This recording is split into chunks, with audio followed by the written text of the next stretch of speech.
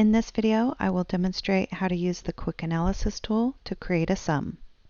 I would like to add B6 through E6 and have the result be in cell F6. So I'm going to select B6 through E6. You'll notice after I selected the area, the Quick Analysis button pops up. I'm pointing at it right here. I can click on the Quick Analysis button. I can go to Totals, and right here it says Sum, and it would put the sum to the right of the selected range.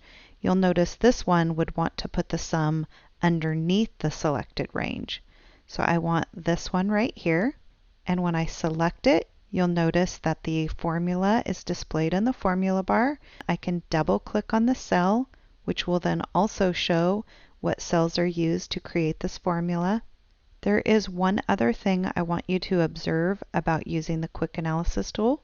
When I use the Quick Analysis tool to enter this function, you'll notice that the cell is now bold. So that is one big difference between using the Quick Analysis tool and the AutoSum. Okay, I'm going to go ahead and delete this. You can also select multiple rows. You'll notice that the Quick Analysis button shows up at the bottom. If I click that, click Totals, and select the sum, it will place the sum to the right of the selected cells.